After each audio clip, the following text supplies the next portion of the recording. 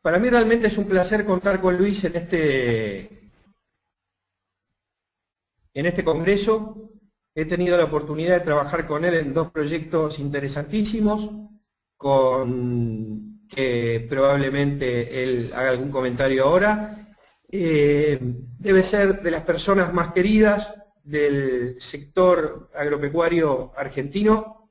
Tiene un especialísimo manejo de los recursos humanos, por eso logra tanta fidelidad y tan buenos resultados de sus equipos de trabajo. Es ingeniero agrónomo por la UBA, es actual director de Alianza Semillas, fue gerente general de Seminium, con el que logró impresionantes resultados con la tijereta, como los está logrando con Alianza Semillas, por lo cual su charla va a ser muy realista y lo conozco, es muy modesto, pero tiene dos impresionantes casos de éxito para mostrar, además de haber sido gerente de marketing y servicio técnico de Nidera en un momento donde Nidera creció muchísimo también, por lo cual es un profesional que en cada semillero en el que estuvo logró enormes tasas de crecimiento. Él va a contar justamente, va a hablar de eso, que es lo que le pedí para esta conferencia, que son las estrategias para el crecimiento y posicionamiento de nuevos semilleros. Luis, un placer tenerte acá y ya te paso la posta, ¿sí?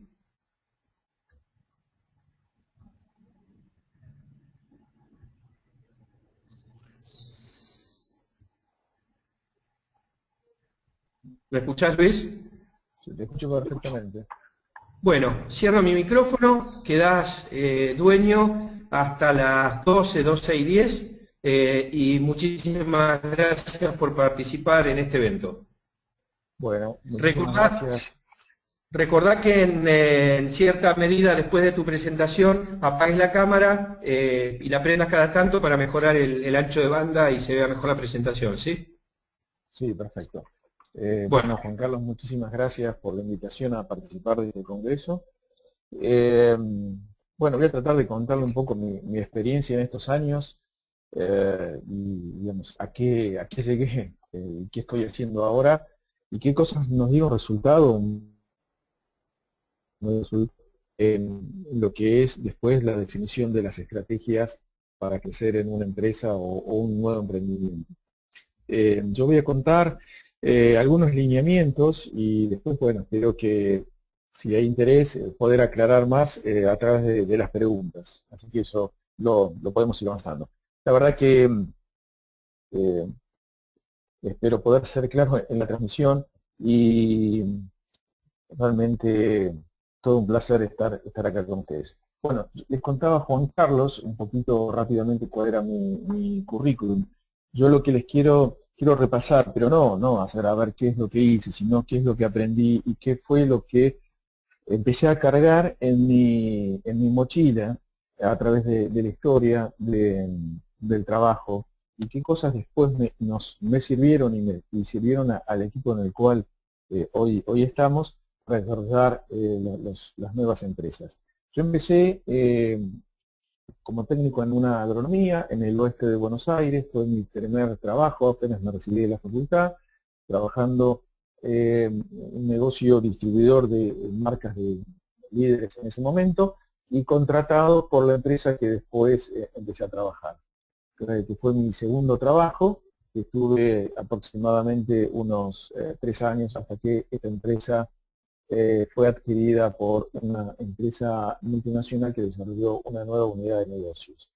Entre ambos trabajos pasaron 16, 17 años y ahí decidí que ya había cumplido un ciclo en mi vida profesional, que necesitaba renovarme, estaba todo muy bien, pero uno a veces necesita pensar o tomar nuevos desafíos, y eso es parte del crecimiento. Entonces, pasé a una empresa nacional muy chica, con una situación muy compleja, que estaba asociándose a una empresa líder del mercado y era un desafío totalmente nuevo. Y por último, lo que es el concepto de la empresa propia. Bien, lo primero es del otro lado del mostrador, cuando trabajaba en una agronomía, ¿qué fue lo que me permitió ver y detectar que después tratamos de transmitir cuando empecé a trabajar en una empresa proveedora? Yo acá siempre digo a los equipos de venta hay que detectar quiénes son las figuras claves en el proceso final de ventas. A veces uno se acerca a un comercio, a un distribuidor o a un campo y se relaciona con una persona, pero la venta no termina de completarse porque olvidó las personas que están interactuando y que son parte de un proceso de una compra o de una venta a un tercero, cuando es el caso de un distribuidor. Entonces, lo primero es, ¿quiénes son los que están funcionando para que la venta llegue a pleno? Yo recordaba cuando trabajaba en la agronomía, había empresas que me brindaban información como técnico de la agronomía, que se interrelacionaban con el dueño, que tomaba las decisiones hacia dónde ir, con la gente que estaba en la parte de administración para acelerar los procesos, y otros que prácticamente el único contacto que tenían era con el dueño, y entonces uno sentía que no era tenido en cuenta. Y eso empieza a trabar después lo que hace a la concreción real de la venta. Entonces, lo importante que es motivar e incluir a la organización de un comercio distribuidor, que es como trabajamos en el negocio de semillas, donde todo nuestro canal es a través de distribuidores. También hay que dejar claro que uno debe recibir mensajes claros y definidos. Lo decía Juan Carlos en su presentación. Cuando uno está en un negocio, recibe a muchos proveedores, todos con mensajes y productos que pueden ser muy buenos, muy interesantes, pero hay una sobreabundancia por momentos de datos y se pierde después lo que se quería decir.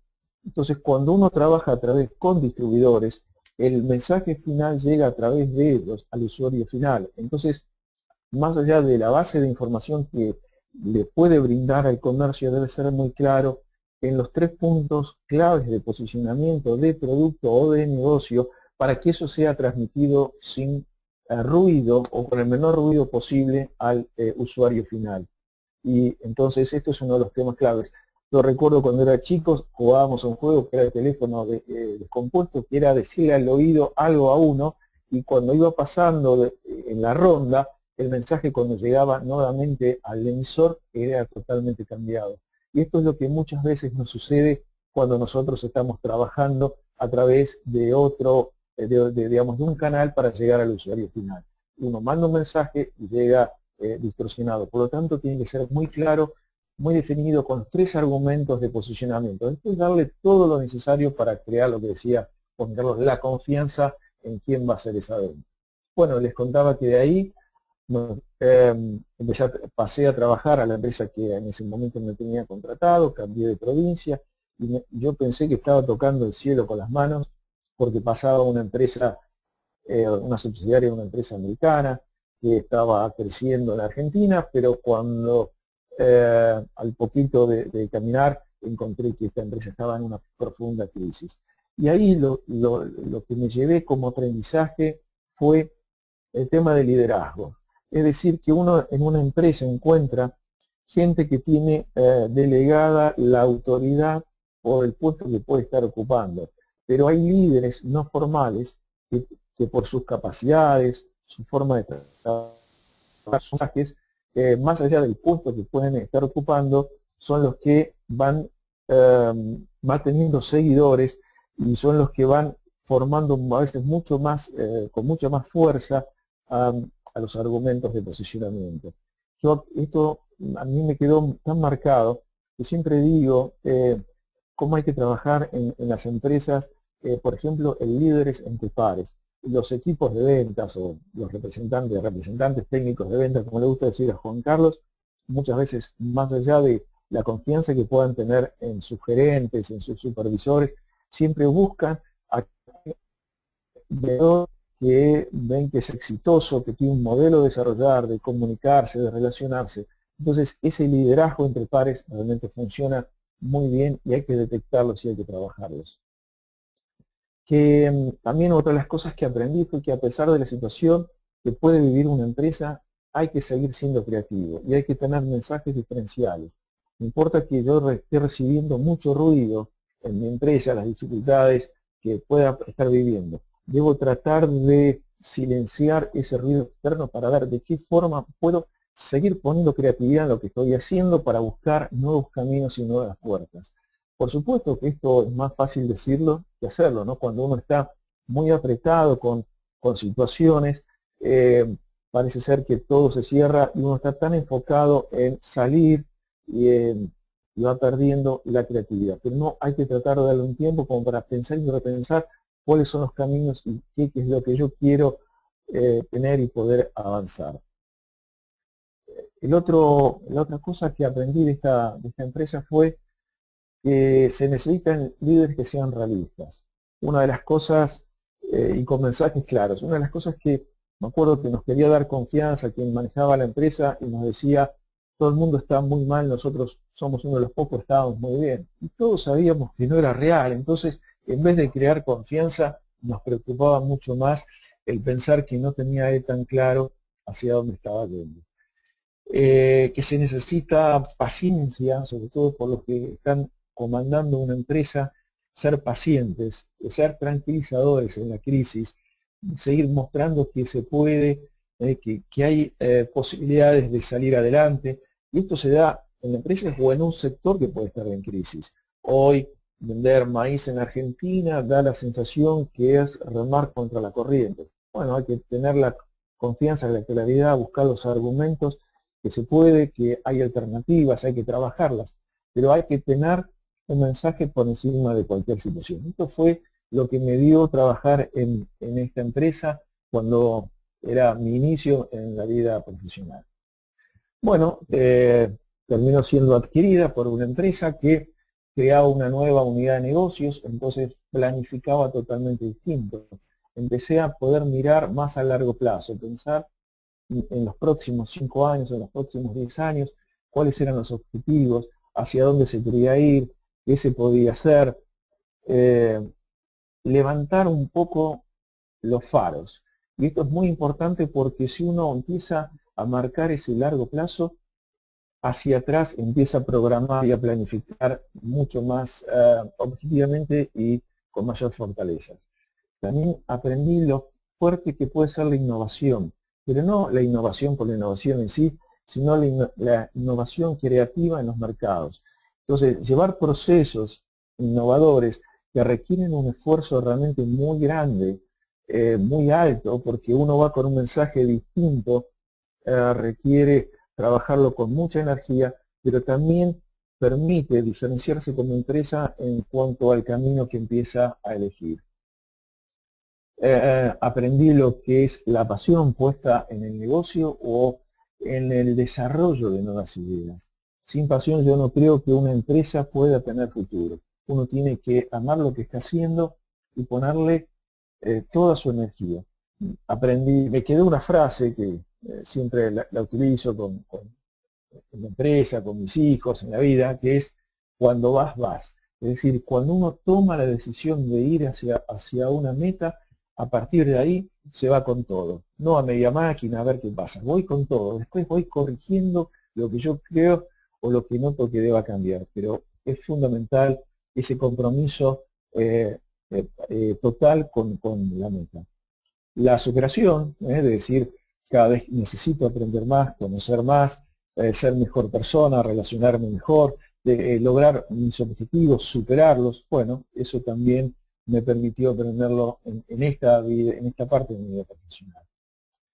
Lo bueno y lo malo de lo que es trabajar a veces con un líder que es carismático, pero también autoritario, es decir, un líder que es creativo, que realmente lleva adelante, que tiene ideas preclaras, pero que también las decisiones pasan todas por él.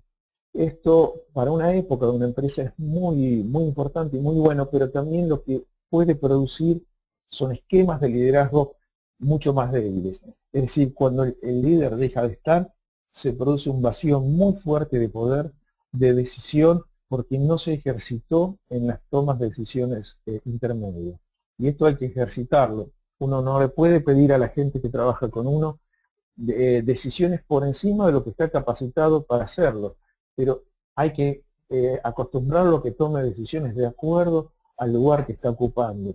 Entonces es un ejercicio, un entrenamiento, y una vez que esa persona toma una decisión, analizar por qué razones la tomó, cuáles fueron los motivos que lo llevaron a tomarlo, y eso le va a hacer crecer.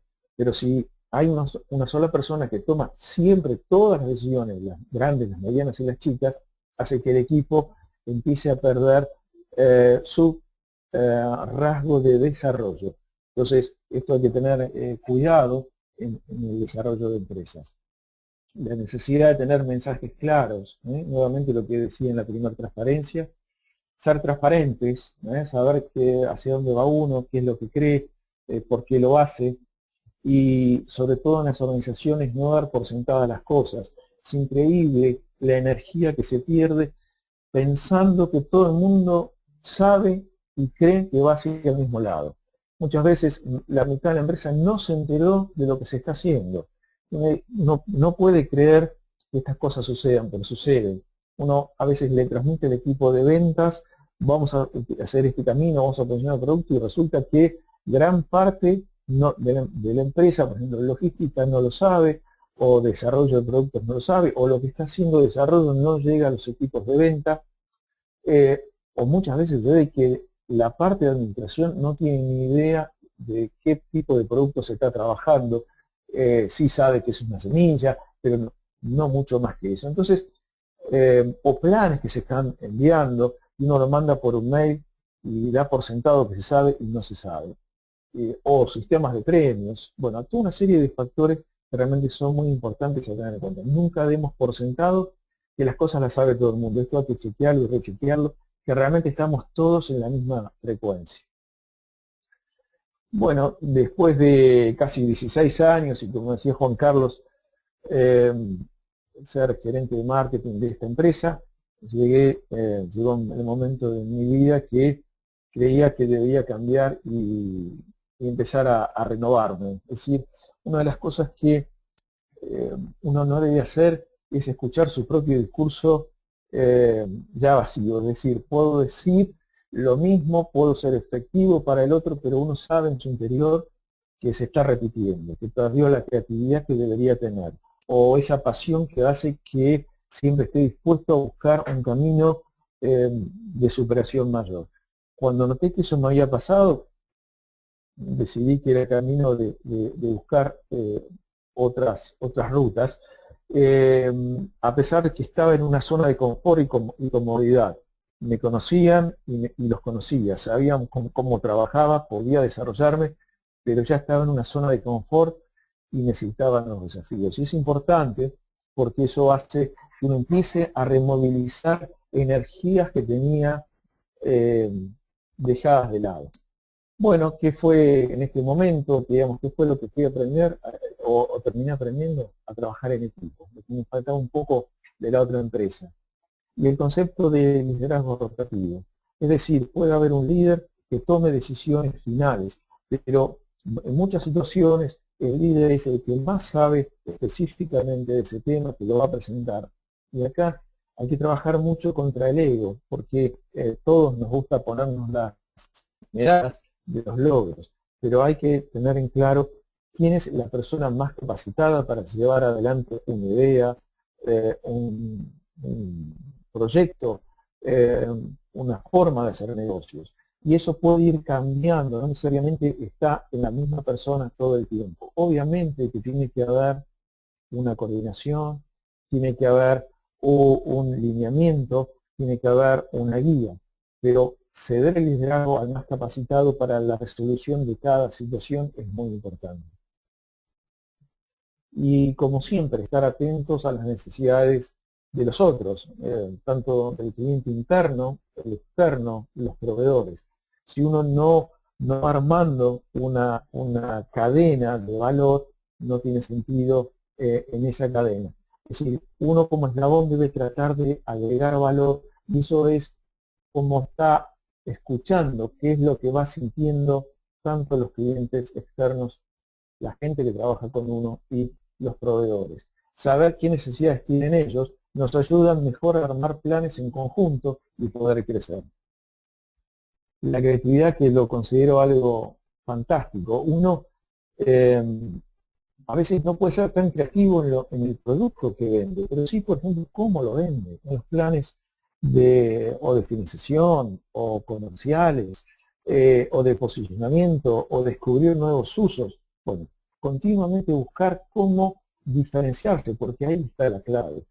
Cuando uno está en una empresa chica, es difícil diferenciarse. Entonces tienen que poner creatividad en las cosas que pueda tener ventajas adaptativas frente a empresas que tienen o más desarrollo, o más gente, o más recursos para llegar al usuario final. Entonces, uno como en una empresa chica debe buscar qué lo diferencie. ¿Cuál puede ser el mensaje que le permita entrar en la mente del usuario? Es una batalla de mentes.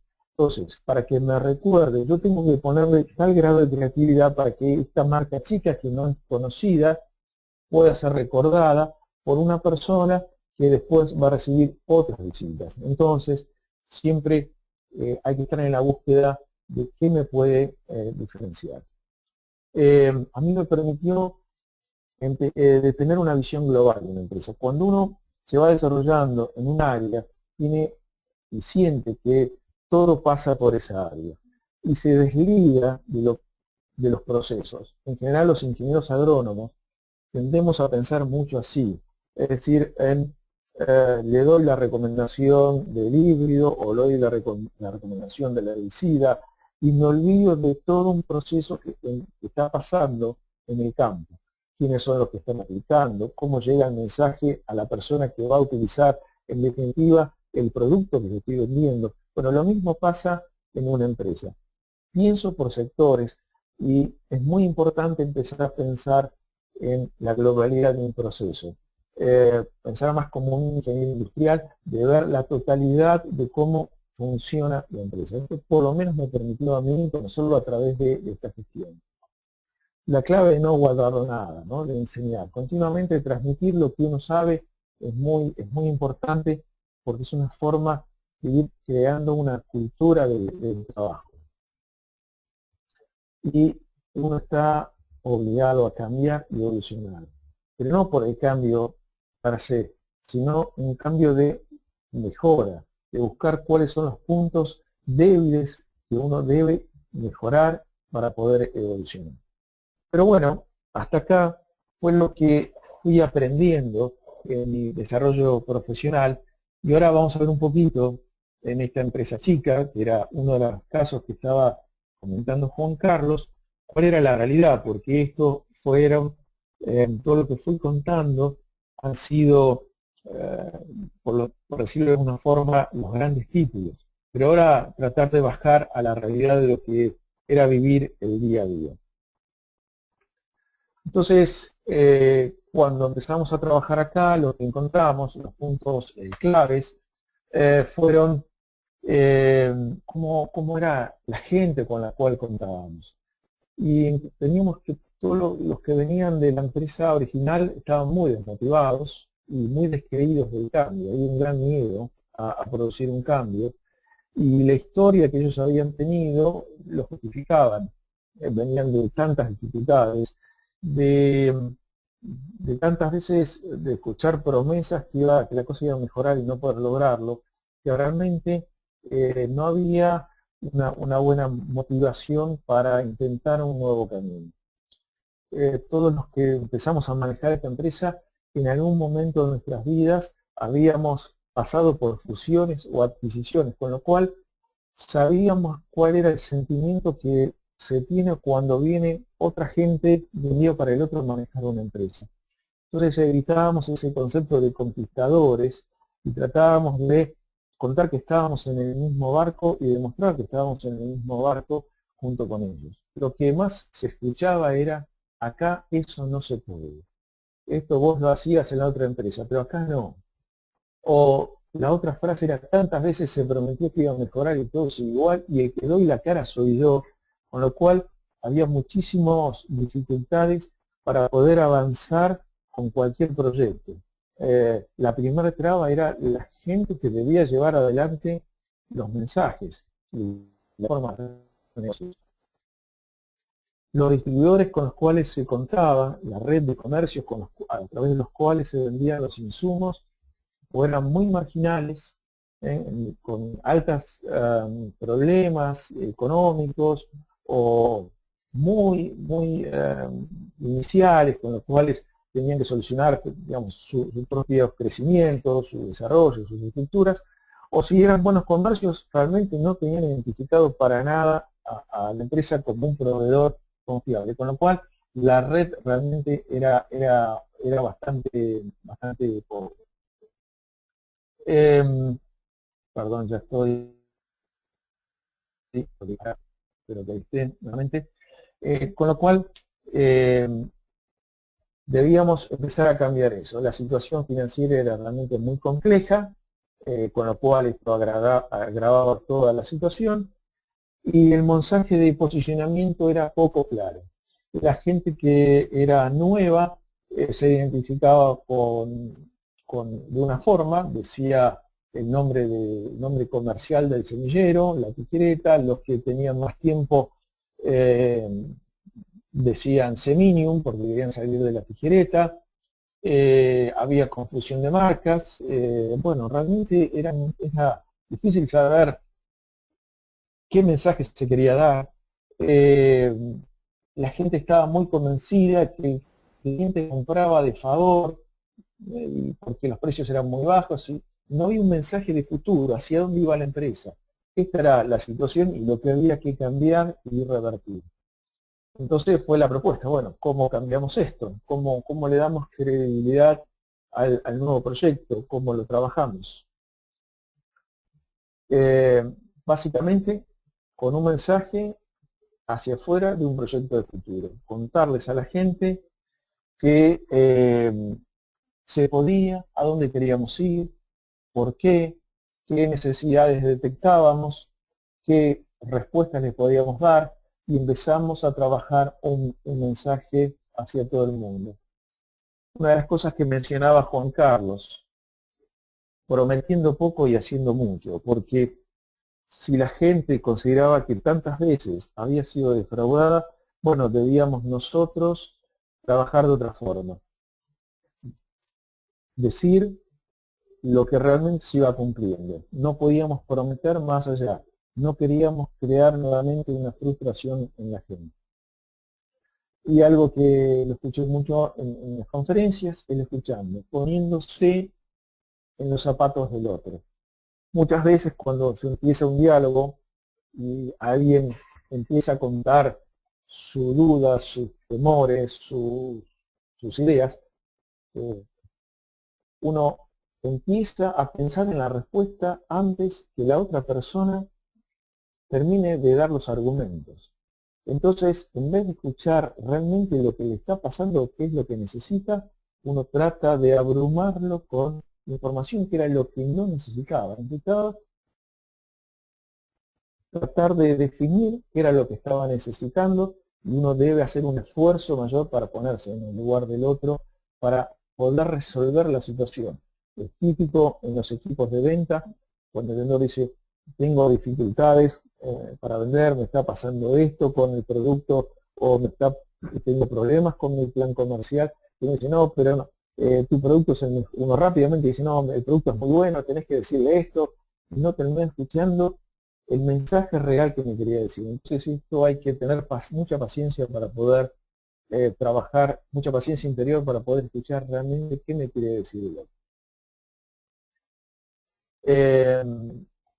Estar comprometidos y entusiasmados. Una de las cosas que le llamaba la atención a la gente que trabajaba con nosotros, por qué habíamos dejado proyectos exitosos para venir a una empresa que tenía más incertidumbres que certidumbres. ¿Por qué estábamos entusiasmados? ¿Qué veíamos para estar de esa forma que ellos no veían? Entonces, lo que se logra en esta situación es que el otro se pregunte ¿por qué? ¿Por qué esta persona cree que se puede? El preguntar es ganar ya una batalla, es decir, empieza a cuestionarse qué es lo que él no está viendo y que puede ser tan bueno. Entonces, continuamente estábamos muy comprometidos. En la medida que fuimos trayendo clientes nuevos a la empresa, hacía que se vayan entusiasmando. Yo decía, mirá, yo lo fui a visitar, nunca lo logré. Obviamente, lo que empezamos a hacer es aprovechar el conocimiento que teníamos de comercios, distribuidores que habíamos tenido relación en nuestra vida profesional, invitándolos. Lo que queríamos es que nos prueben, nada más que eso. No queríamos cambiar nada de lo que estaban haciendo, pero sí que nos den una oportunidad para mostrar este modelo de negocio que tenemos. Y por supuesto que uno hace, como dice Juan Carlos, una cuenta, bueno, cuento con este es mi proyecto, estos son los prospectos de clientes que quiero traer, de los cuales también tiene que aceptar que muchos no van a decir, no, mira, todo bien, hemos sido buenos amigos, la relación que hemos tenido fue muy buena, pero no. Entonces uno tiene que también aceptar eso y ver cómo lo va conquistando de a poco. Hay un tiempo para cada uno y también hay que darle ese tiempo al siguiente. Pero bueno, gracias a Dios fuimos conquistando algunos importantes que nos abrieron una puerta y eso motivaba a todo el resto de la compañía. Empezamos a involucrar a la gente en el proceso, que ellos eran parte, no que se sientan fuera de lado, sino que eran parte de las decisiones. Esto nos empezó a dar muchos resultados, como porque se sentían escuchados en lo que estábamos haciendo.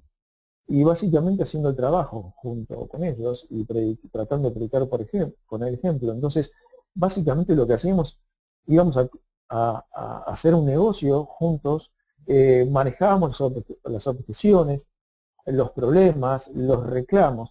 Entonces no era que nosotros decíamos, bueno, lo tenés que manejar así. Nos veían en acción haciendo un coaching de cómo queríamos hacer el trabajo. Y si hacíamos charlas, porque era el único recurso que teníamos para invertir, no hacíamos publicidad, no teníamos recursos económicos, bueno, las charlas eran nuestra forma de llegar a los distribuidores. ¿Cómo queríamos hacer la charla? ¿De qué forma? ¿Cómo posicionábamos productos, mensajes? Bueno, continuamente haciéndolo. Esto traía realmente un compromiso muy grande de la gente hacia el resto, ¿no? De que se podía hacer el trabajo. Y básicamente innovando y no necesariamente con productos. En ese momento, siendo una empresa muy chica, fue la primera que sacó un fideicomiso del agro para buscar recursos para poder mejorar nuestra relación con el proveedor anticipando los pagos. Bueno, en ese momento no había ninguna empresa que haga fideicomisos y que usa el sistema financiero para lograr nuevos recursos. Bueno, fue una innovación, o en su momento lanzar planes en moneda local cuando todo el mundo estaba acostumbrado a hablar exclusivamente en dólares. Parecía una novedad en ese momento muy marcado, pero nosotros creíamos que era una forma de hablar el mismo idioma básicamente para la semilla que vendíamos en el mercado de carne o leche. Entonces, hablar en la misma moneda que producía el productor, tratar de darle esa misma línea que él trabajaba, poniéndonos en el lugar de ese tipo de productor. Y después, por el éxito, lo fuimos llevando a las otras líneas de productos. Y como siempre, van a ver esto mucho en las transparencias, atento a las necesidades del otro. Realmente, ¿qué necesita el otro para mejorar su trabajo? Y por suerte algo cambió, aparecen los resultados positivos, se empieza a cambiar la imagen de la empresa, fuertemente, rápidamente, se empieza a creer en el mensaje, es decir, lo que se prometía empieza a funcionar, se mejoró la relación de futuro, es decir, que el negocio empieza a crecer, y esto con el socio proveedor es muy importante porque ve que lo que era un proyecto empieza a consolidarse y por lo tanto empieza a invertir con mejores productos y empieza una espiral realmente positiva en cuanto a lo que es el futuro de la empresa. La gente, el equipo que trabajaba y los distribuidores ven que la cosa va funcionando muy bien, se empieza en una situación de gran entusiasmo, empiezan a comprometerse con la marca y entonces eso empiezan a dar cada vez mejores resultados. Una de las cosas que sucedía, todos estábamos en todo, y esto a veces produce zonas grises de decisión, y sobre todo en la toma de decisiones. Entonces era bueno por el lado, todos teníamos la camiseta de la empresa, pero producía algunos ruidos en las decisiones. Y la otra cosa que nos empezó a suceder fue que la excepción era la regla, es decir, armábamos, por ejemplo, decíamos que ningún cliente debería tener un porcentaje mayor a un 2% de la facturación por un tema de riesgo crediticio o de dependencia muy fuerte con ese comercio, pero por supuesto si nos compraba mucho más, no, contentos lo hacíamos en vez de hacer crecer a otros. ¿Por qué? Bueno, porque buscábamos el negocio donde podía estar o con lo que era en los límites de crédito. Y entonces siempre continuamente el área comercial estábamos empujando por encima de lo que una carpeta o un crédito podía darle, continuamente corriendo la línea. Entonces en realidad lo que estaba mal planteado, cómo estaba otorgado o en los conceptos en los cuales definíamos cómo queríamos dar el crédito. Entonces era tanto esto que dijimos, bueno, tenemos que ajustar las normas a lo que realmente es la realidad de nuestro negocio. Entonces empieza el tiempo de ordenarse. Una vez que uno empieza a crecer, llega a una masa crítica de negocios y volumen de negocios, tiene que empezar a ordenarse. Y empieza la definición o la necesidad de definir los roles, alcance, responsabilidades, perfil de cada puesto, cuáles son las áreas de cada uno. Por supuesto que cuando uno está en una empresa grande, esto ya está definido, se trabaja y todo el mundo lo conoce, pero, o lo debería conocer, no siempre es así. Pero en una empresa chica, se ha momento dado que esto hay que empezar a trabajarlo y definirlo claramente. Las políticas de la empresa, nosotros empezamos a trabajar mucho en lo que fue procesos, y lo que hacíamos era, dentro de un marco que daba el equipo gerencial, lo que hacíamos era que cada sector, es decir, comercial, administración, cobranzas, desarrollo, participe para que vean un proceso y no solamente una parcialidad del funcionamiento de la empresa. Al estar involucrados, conseguíamos que después la política sea mucho más realista para poder realmente aplicarla. Si no, era un enunciado que no aplicable.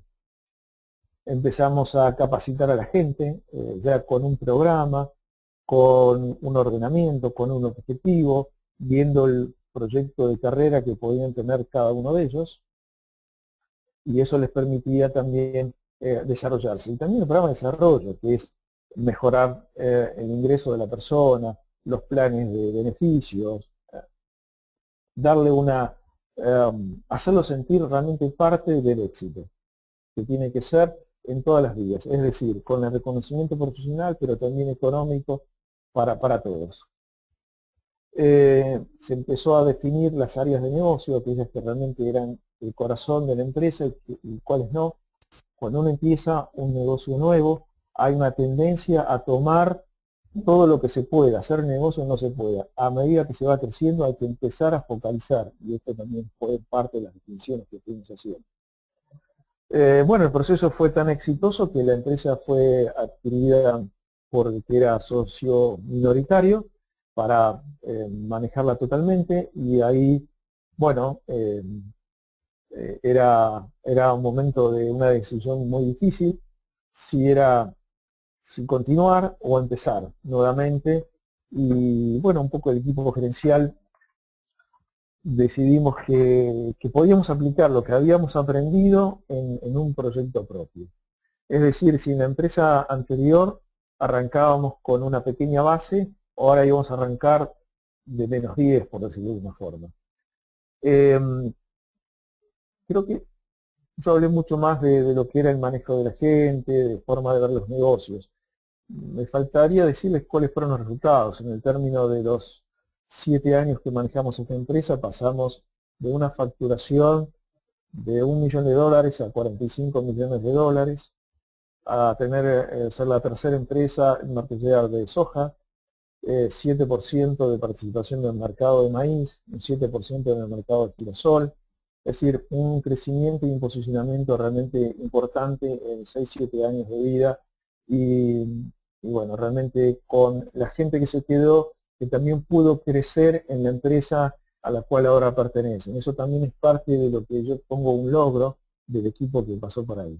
Pero bueno, decidimos volver a empezar con un equipo de gente.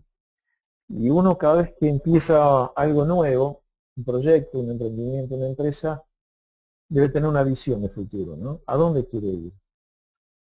¿A dónde quiere ir? Porque si no es no tener el lineamiento. Bueno, yo me voy a poner un plazo, ¿dónde quiero estar en 5 años, en 10 años?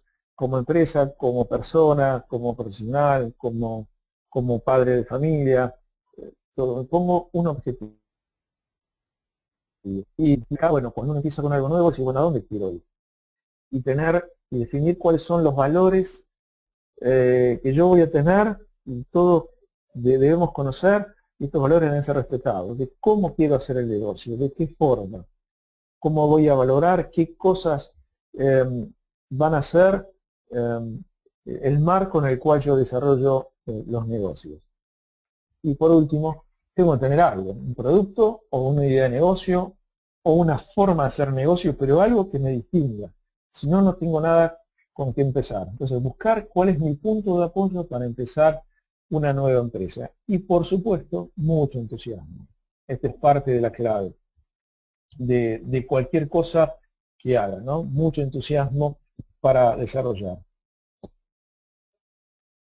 Los primeros pasos, éramos muy poca gente, obviamente, los recursos escasos, todos muy involucrados y conociendo mucho a los clientes. Lo que empezamos a hacer fue una conquista de los clientes que nos habían abierto la puerta en la empresa anterior o que habíamos visitado anteriormente. Muchos se sumaron a ver estos locos que quieren hacer ahora, y muchos dijeron, no, mira, ya te seguí, ahora me identifiqué, estuve muy cómodo, te agradezco, y bueno, y también hubo que buscar nueva gente, pero lo que empezó a pasar, que éramos tan poquitos, que cada vez que llamaba a un cliente sabíamos todo de él, y además le preguntamos, bueno, y además de maíz, ¿qué vas a hacer de sorgo o de forrajero y alfalfa? ¿Qué es lo que necesitas? Entonces sacamos toda la información posible para poder generar por lo menos algún negocio con él.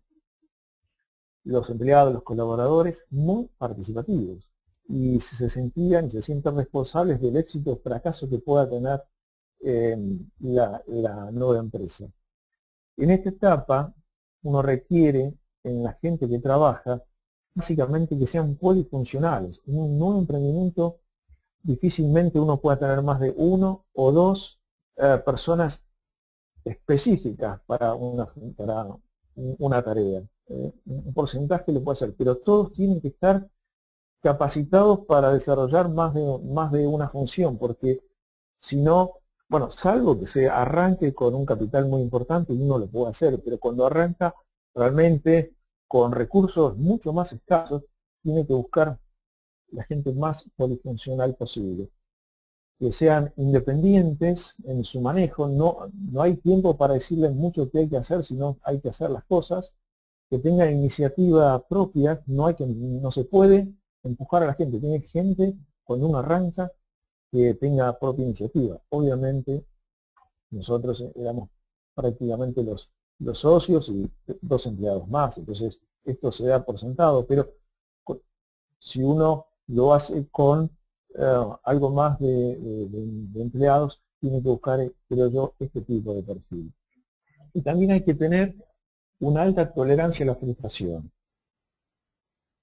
Se pierde el detalle. Cuando uno empieza, el detalle, lamentablemente, no se llega. Entonces, es común que suceda que el folleto llegue más tarde a lo que debería, no tiene todos los elementos, no tiene toda la información necesaria en el momento necesario. Bueno, estas cosas pasan y entonces hay que tener tolerancia a este tipo de dificultades que se van presentando. Una persona muy obsesiva, muy precisa en sus tareas, a veces en una empresa que está iniciando sufre demasiado y no se siente cómodo, no puede dar todo lo que podría dar ya en una empresa un poco más organizada.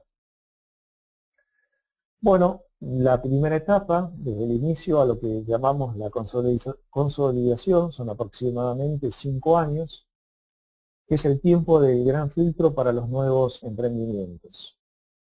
La mayoría de las pymes mueren al término de los 2-3 primeros años. Casi el 70% de los nuevos emprendimientos se quedan en el camino.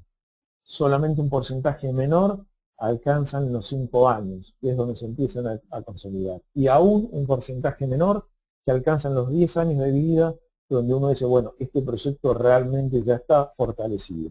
Entonces, hay que ponerle mucha energía en estos primeros años para poder superar todas las dificultades que se van presentando. Hay que, una vez que está definido el modelo de negocio, continuamente hay que redefinirlo. Continuamente hay que rever hacia dónde va.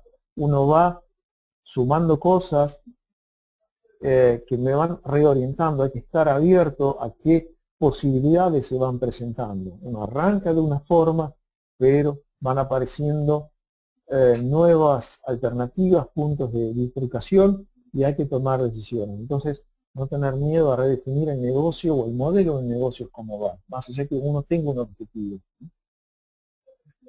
Y como siempre, trabajar mucho en las necesidades de proveedores y clientes. Un capital, digamos, dos capitales que nosotros consideramos que son esenciales es el cliente y el proveedor. Buenas relaciones con ambos, confianzas con ambos, entender los proyectos en común, las necesidades de ambos nos hacen crecer.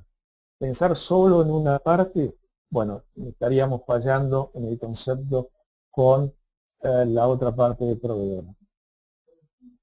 Hay que involucrarlos entonces a los proveedores y definir metas en conjunto, dónde él tiene necesidades, dónde podemos complementar, dónde no debemos ir, dónde damos valor a lo que él necesita, porque esto nos va a permitir lograr cada vez mejores posiciones, mejores productos y mejores planes y mejores objetivos de trabajo. Hay que trabajar en la consolidación de los equipos y su capacitación, que es la etapa que nosotros empezamos a desarrollar, lo mismo que habíamos hecho antes en la tijereta, hoy ya estamos desarrollando en nuestra empresa. Y el crecimiento obliga a focalizar. En un momento dado uno tiene muchas cosas, muchos mensajes, muchos productos para sobrevivir, pero yo creo que hay que focalizar. ¿Cuáles son las unidades de negocios que me dan más rentabilidad?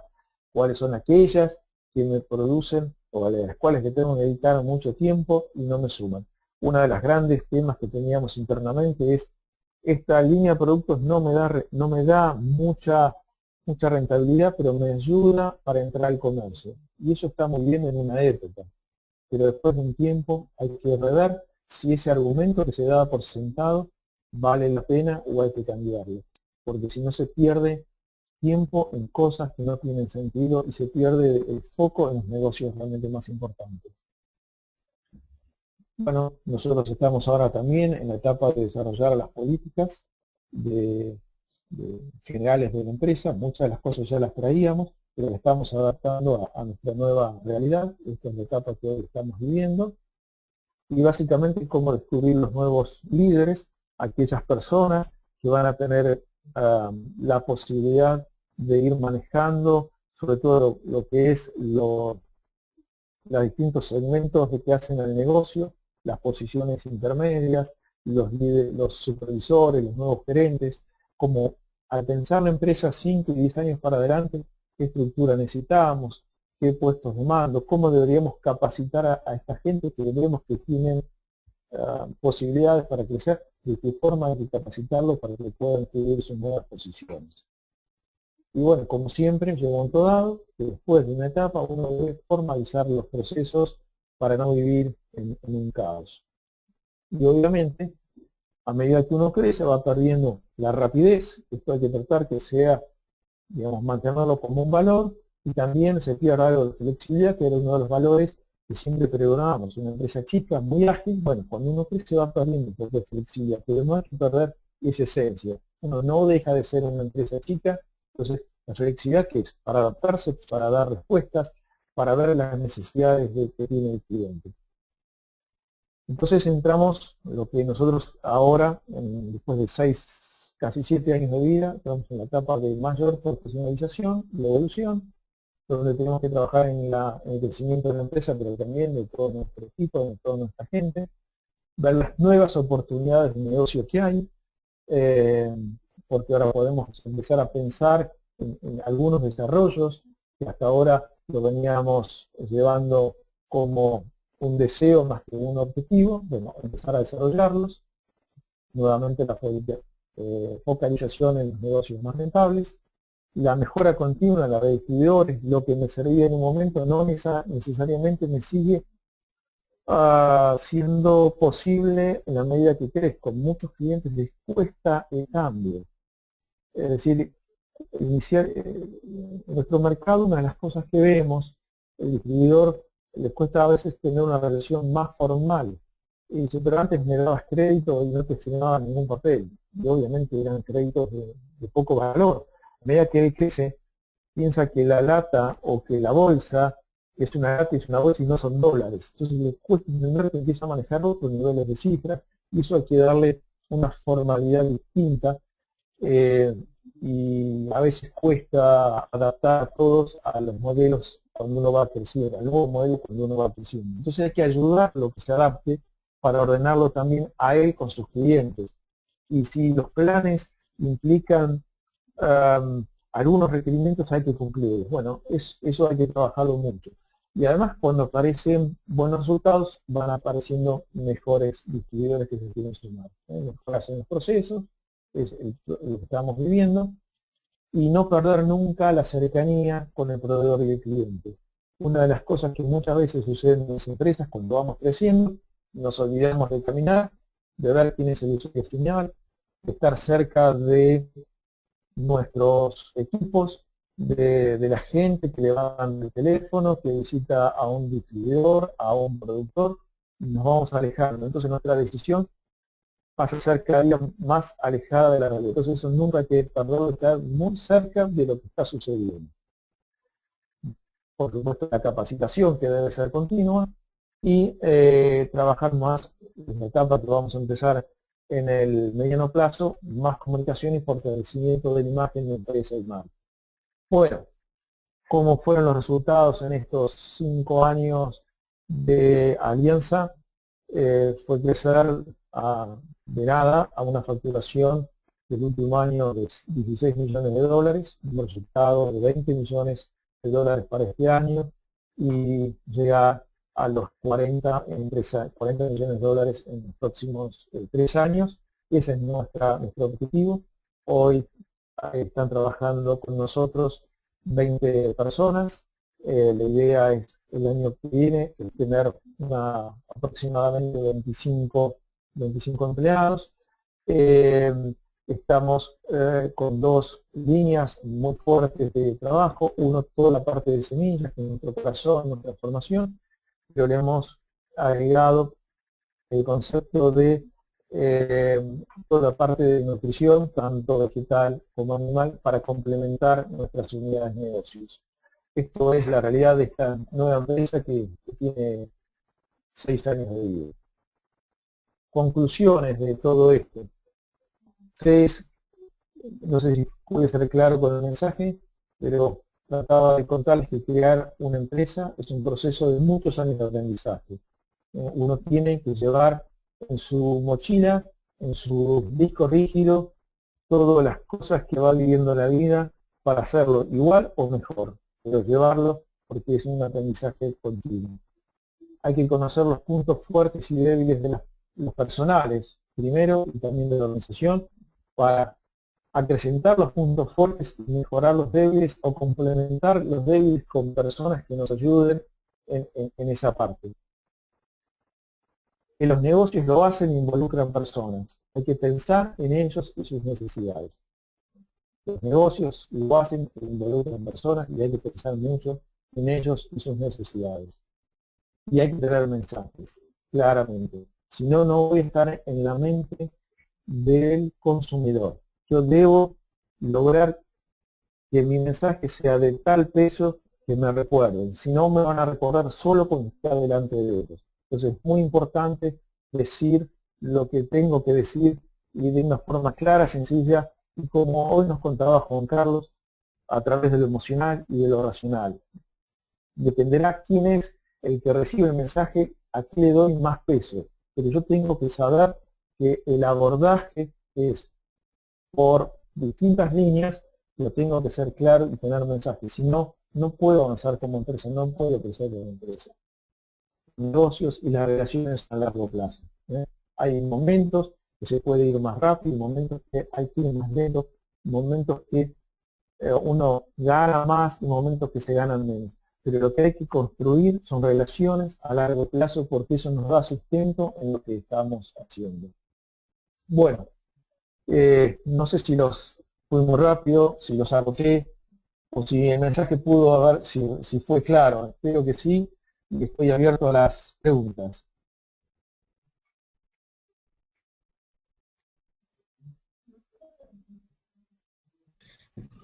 ¿Me escuchás, Luis? Perfectamente. Hola, hola Luis, ¿me escuchás? Sí, Bueno, yo te buenísimo, escucho. impresionante, bárbaro. Impresionante la presentación con la modestia clásica tuya, pero bueno, creo que quedó clarísimo para la gente las maneras y los objetivos, sí, que creo que es lo importante de esta presentación. Mientras hablo contigo, estoy viendo el tema de las preguntas. Dame un segundo.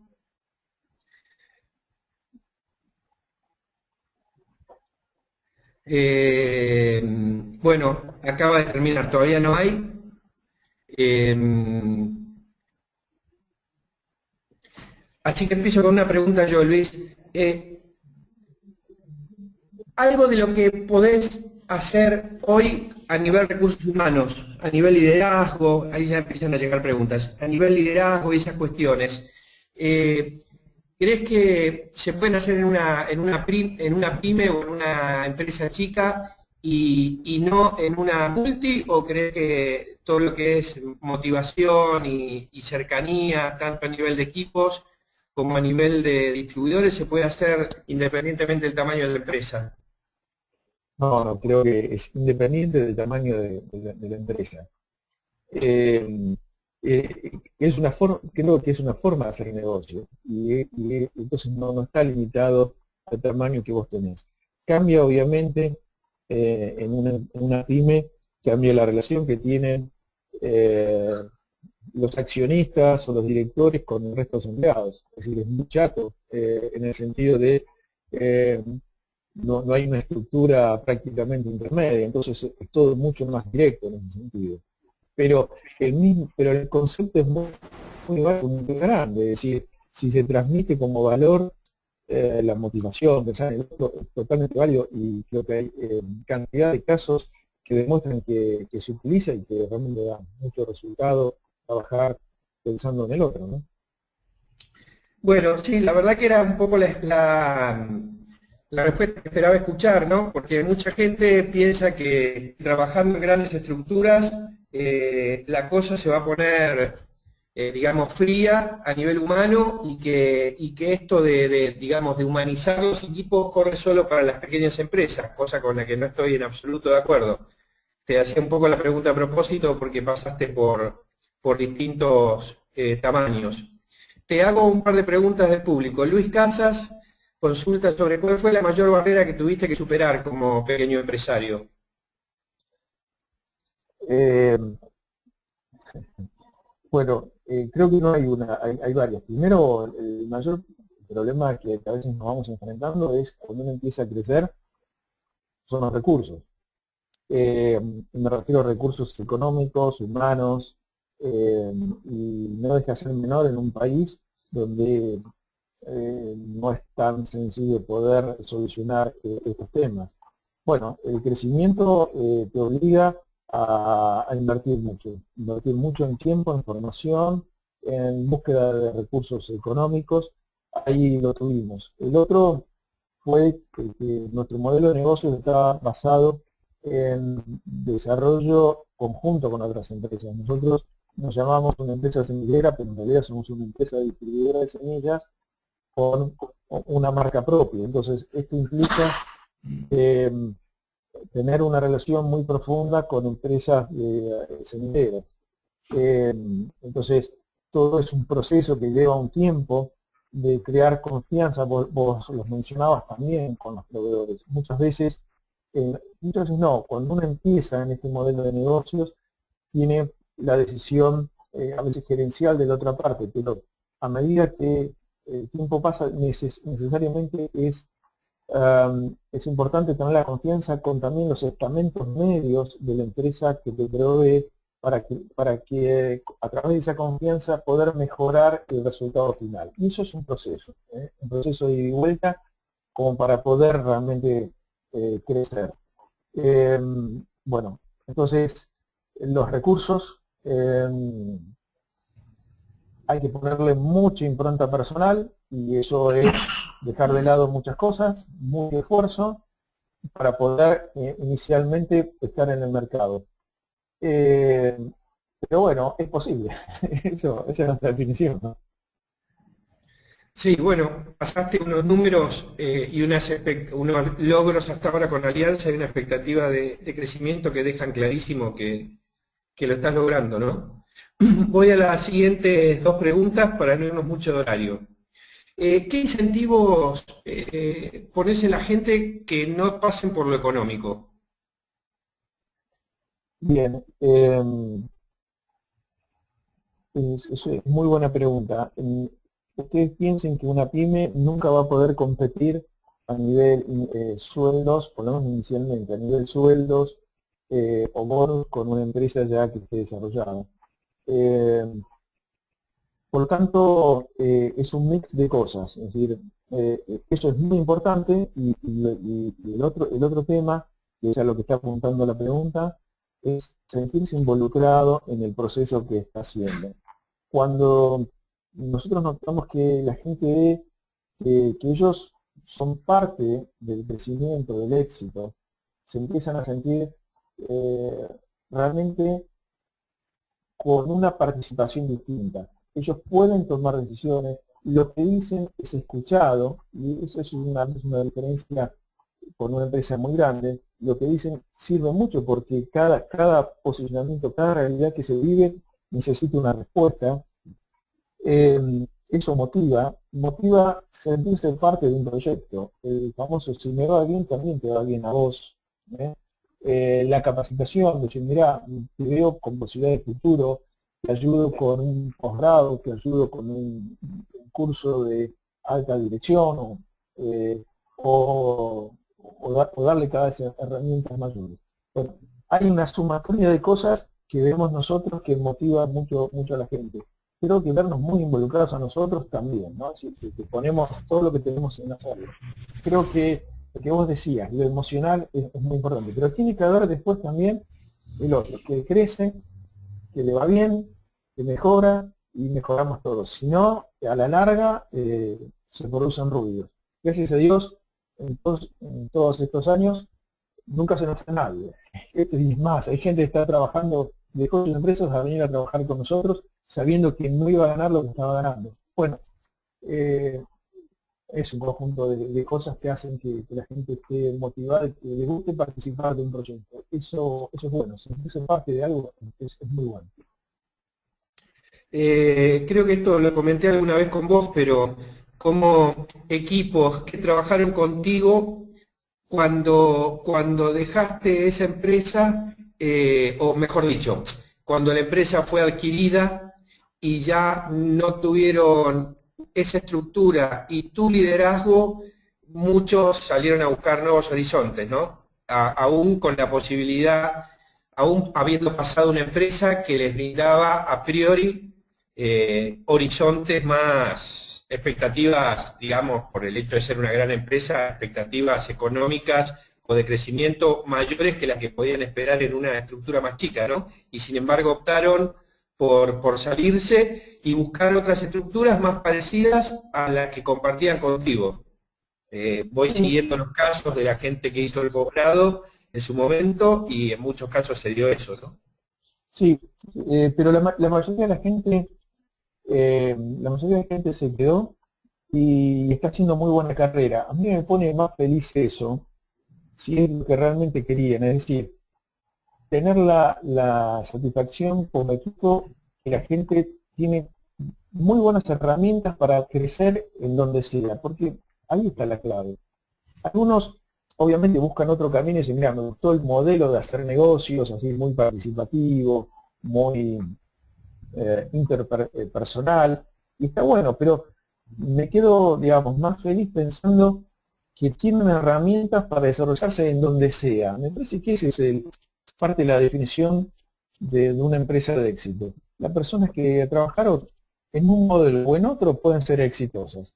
Me parece que ahí está, y yo por eso, en un momento lo decía en la charla, el líder tiene que dejar crecer a la gente, tiene que dejar crecer a la gente en la toma de decisiones para que después desarrollen su camino. Entonces yo me pongo feliz cuando me encuentro con toda la gente que trabajó con nosotros, porque están desarrollando lo que quieren ser, y ahí está un poco la clave de lo que vivimos, ¿no? Buscar tu camino, pero hacerlo con todo. Ese es el mensaje. Sí, de hecho me cruzo con Matías Corradi, con Flynn, con Lebri y compañía, y todos están en puestos gerenciales interesantes, algunos en grandes estructuras, otras en estructuras más del tipo de lo que era la tijereta, pero todos han pasado a liderar, han pasado a ser liderados por transformarse en líderes a distintos niveles, pero líderes de equipos, ¿no? Es una impronta que les quedó de esa época. Y eso a mí por lo menos es lo que me hace, digamos, me pone más feliz ver que van creciendo, que cada uno de ellos encuentra su camino. Yo creo que hay que ser lo suficientemente loco o alocado para animarse. Eso sí, y uno tiene que elegir donde cree que puede crecer como proyecto de vida. Lo económico viene después.